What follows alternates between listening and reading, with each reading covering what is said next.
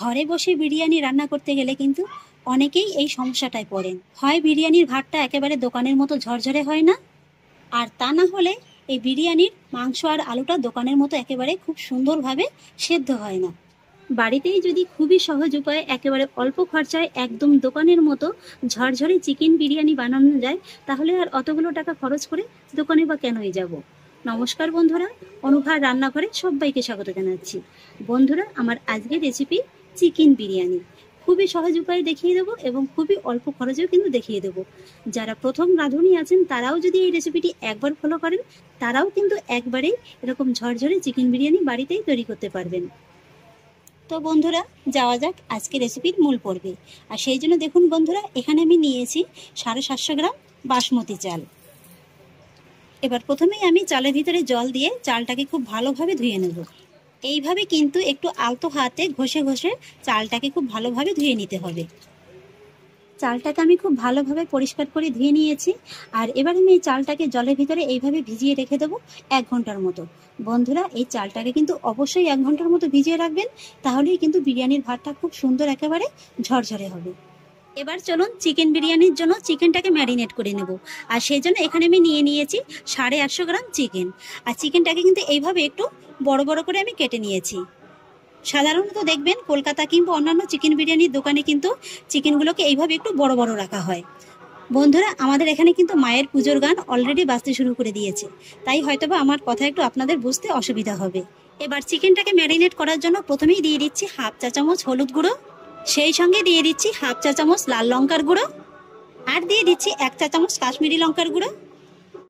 এবার দিয়ে দিচ্ছি 1 চা চামচ জিরে গুঁড়ো, 1 চা চামচ ধনে গুঁড়ো, সেই সঙ্গে দিয়ে দিচ্ছি 2টো কাঁচা লঙ্কা থেতো করা, সেই সঙ্গে দিয়ে দিচ্ছি 4 টেবিল চামচ আদা রসুন বাটা। এবার দিয়ে দিচ্ছি 1/3 কাপ টক দই, একই সঙ্গে দিয়ে দিচ্ছি 4 টেবিল চামচ সাদা তেল, আর এবার দিয়ে দিচ্ছি 1 টেবিল চামচ লবণ। এবার এই সমস্ত উপকরণগুলোকে আমি চিকেনের সঙ্গে খুব ভালোভাবে মাখিয়ে নেব। চিকেনটাকে আমি মশলার সঙ্গে খুব ভালোভাবে মাখিয়ে নিয়েছি। আর এবার কিন্তু এই চিকেনটাকে রেস্টে রেখে দেবো 30 মিনিটের মতো। এবার দেখুন, ছোট একটা বাটির ভিতরে আমি নিয়েছি 1/2 কাপের মতো উষ্ণ গরম দুধ। এবার আমি এই দুধের ভিতরে অ্যাড করব 1/2 চা চামচ কেশরী ফুড কালার। এটা কিন্তু সম্পূর্ণই অপশনাল, হাতের কাছে না থাকলে না দিলেও চলবে। তবে একদম দোকানের কালারটা আনার জন্য আমি এখানে ফুড কালারটা ব্যবহার করলাম। ফুড কালারটা খুব ভালোভাবে মিশিয়ে নিয়েছি, একটা সাইডে সরিয়ে রাখবো। আর এবার দেখুন বন্ধুরা, গ্যাস ওভেনে আমি একটি কড়াইতে খানিকটা পরিমাণে জল গরম বসিয়ে দিয়েছি। জলের ভিতরে দিয়ে দেবো 1/2 চা চামচ হলুদ গুঁড়ো আর 1/2 চা চামচ লবণ। লবণ আর হলুদটাকে জলের সঙ্গে খুব ভালোভাবে মিশিয়ে নেব। এবার আমি আপনাদের দেখিয়ে দিচ্ছি বিরিয়ানির আলুটা। এই যে দেখুন বন্ধুরা, এখানে আমি বড় সাইজের 2টো আলু এইভাবে একটু 2 টুকরো করে কেটে নিয়েছি। আমি যেহেতু বড় সাইজের আলুটা নিয়েছি, তাই কিন্তু এইভাবে একটা আলু দিয়ে 2 টুকরো করে নিয়েছি। আপনারা যদি একটু ছোট ধরনের আলুটা নেন, তাহলে কিন্তু গোটা আলুটাই ব্যবহার করবেন। সাধারণত বিরিয়ানির দোকানে কিন্তু আলুগুলো একটু বড় বড় করে কাটা হয়। এবার আমি এই আলুগুলোকে এই জলের ভিতরে দিয়ে দেবো। এইভাবে যদি আলুগুলোকে সামান্য লবণ আর হলুদ দিয়ে একটু ভাপিয়ে নেওয়া হয়, তাহলে কিন্তু বিরিয়ানির আলুটা খুবই সফট হয়। আর সাধারণ এইভাবে একটু হলুদ গুঁড়ো দেওয়ার কারণে কিন্তু আলুর ভিতরে কালারটাও খুব সুন্দর আসে।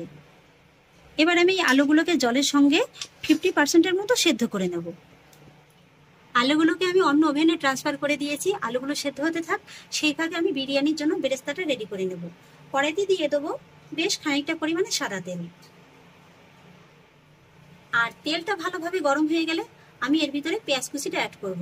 এখানে আমি বড় সাইজের 5খানা পেঁয়াজ এইভাবে কিন্তু কুচিয়ে নিয়েছি। হাই ফ্লেমে কিন্তু পেঁয়াজটাকে তেলের সঙ্গে ভেজে নেব। পেঁয়াজটাকে তেলের ভিতরে একটু নেড়েচেড়ে নেওয়ার পরে আমি এর ভিতরে অ্যাড করব সামান্য একটু লবণ।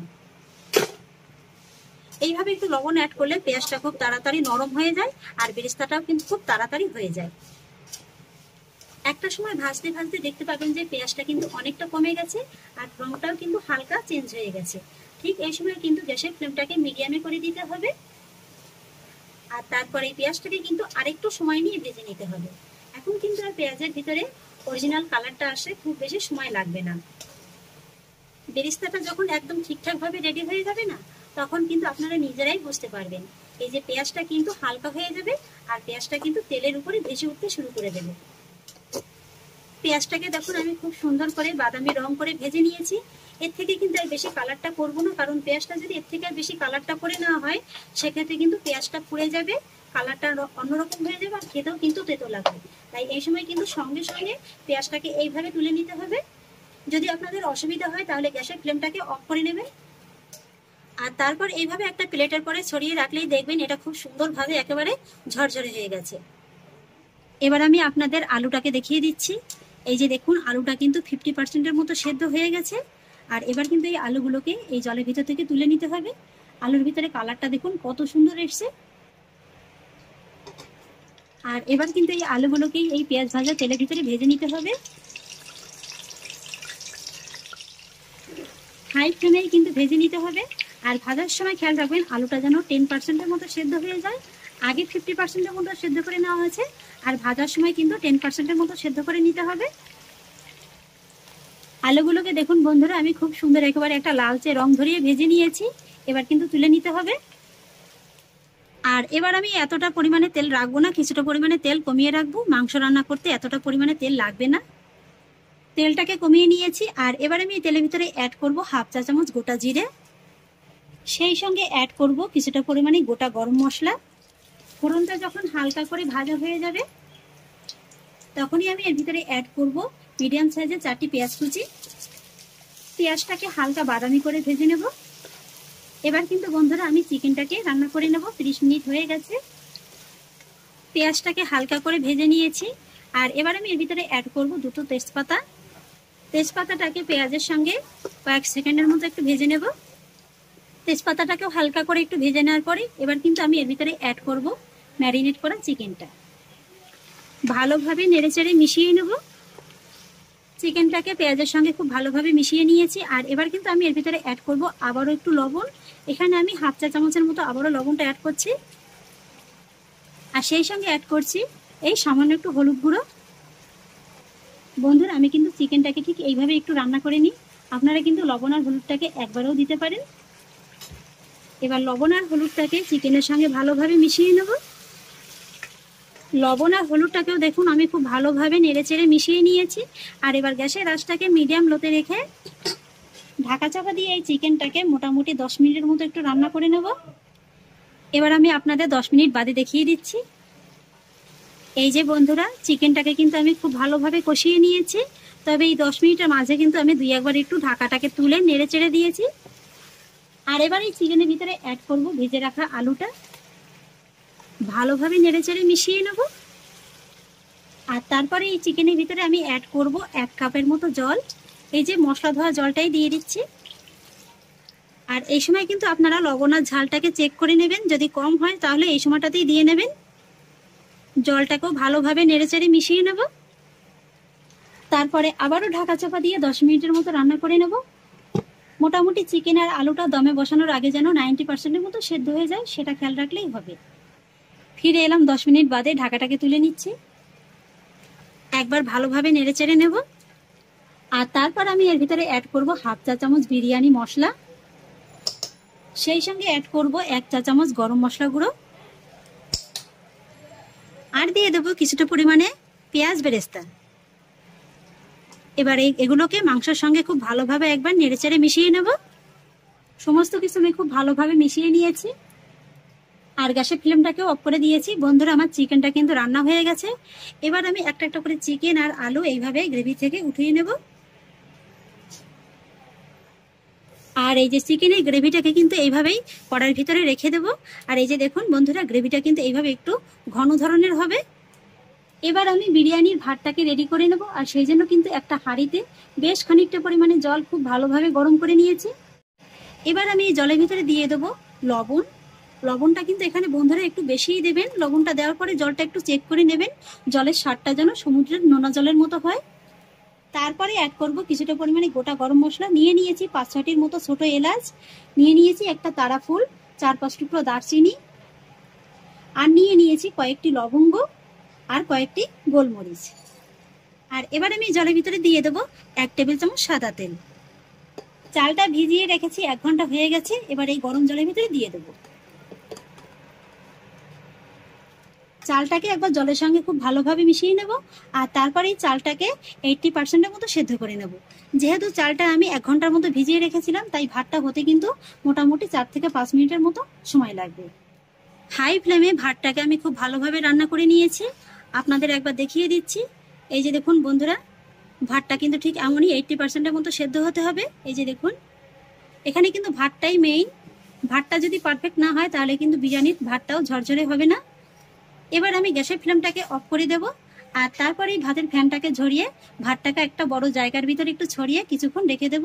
এতে করে ভাতটা কিন্তু খুব সুন্দরভাবে ঝরঝরে হয়ে যাবে।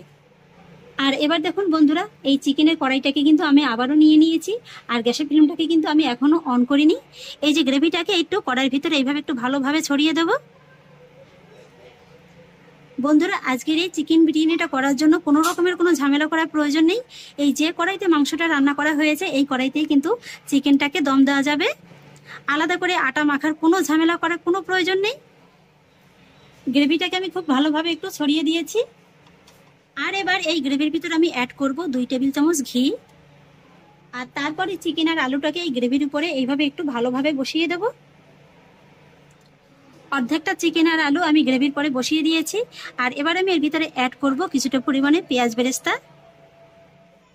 তারপরে অ্যাড করব 1 চা চামচের মতো বিরিয়ানি মশলা। তারপরে অ্যাড করব 1 সিপির মতো কেওড়া জল, আর অ্যাড করব 1 সিপির মতো গোলাপ জল। আর তারপরে মাংসের উপরে আমি এইভাবে একটা ভাতের লেয়ার দিয়ে দেব, আর তারপরে আবারও চিকেন আর আলুটার লেয়ারটা দিয়ে নেব, আর তারপরে এর উপরে আবার ভাতের লেয়ারটা দিয়ে দেব। এবার দিয়ে দেব পেঁয়াজ বেরেস্তা,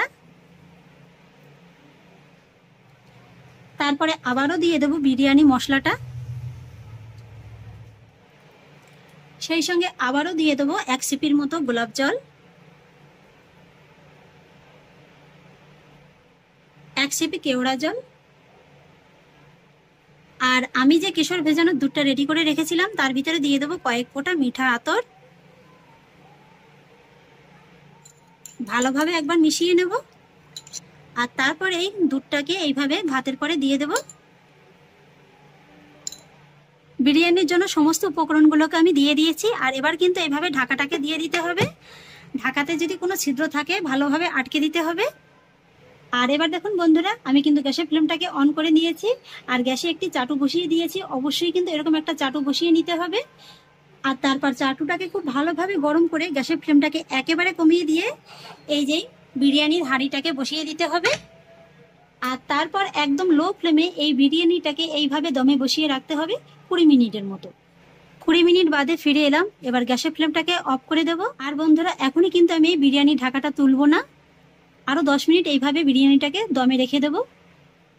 10 মিনিট বাদে এবার ফাইনালি ঢাকাটাকে তুলে আপনাদের দেখিয়ে দিচ্ছি। এই যে দেখুন বন্ধুরা, বিরিয়ানিটা কিন্তু খুব সুন্দরভাবে রান্না হয়ে গেছে। আপনাদের একবার দেখিয়ে দিচ্ছি। এই যে দেখুন, ভাতটা ঠিক কতটা ঝরঝরে হয়েছে।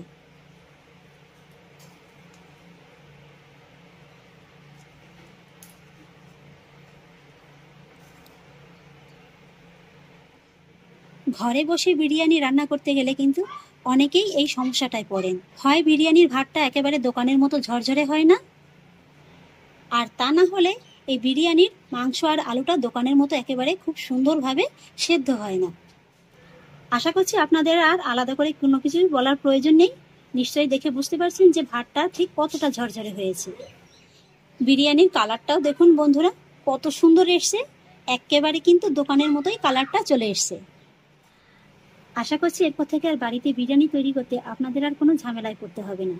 এরকম বিরিয়ানির ভাতটাও হবে একেবারে দোকানের মতো ঝরঝরে, আর সেই সঙ্গে চিকেন আর আলুটাও কিন্তু একেবারে দোকানের মতো নরম তুলতুলে হবে। এই যে দেখুন বন্ধুরা, আলুটা একেবারে কত সুন্দর সফট হয়ে গেছে, দেখে নিশ্চয়ই বুঝতে পারছেন। আর চিকেনটাও দেখুন একেবারে যেন মোমের মতো গলে যাবে। এই যে দেখুন। তাহলে আশা করছি বন্ধুরা, খুবই সহজ উপায়ে আমার আজকের এই চিকেন বিরিয়ানি রেসিপিটি আপনাদেরও খুব ভালো লেগেছে। যদি ভালো লেগে থাকে তাহলে আমাকে অবশ্যই একটা লাইক এবং কমেন্ট করবেন, সেই সঙ্গে বন্ধুদের সঙ্গে শেয়ার করবেন। আর প্লিজ বন্ধুরা, যদি আমার পরিবারের নতুন সদস্য হয়ে থাকেন তাহলে একটা সাবস্ক্রাইব করে পাশে থাকা বেল আইকনটি প্রেস করে দেবেন। ফিরে আসছি এরকমই পরের অন্য কোনো নতুন রেসিপি নিয়ে। সবাই ভালো থাকুন, সুস্থ থাকুন। ধন্যবাদ।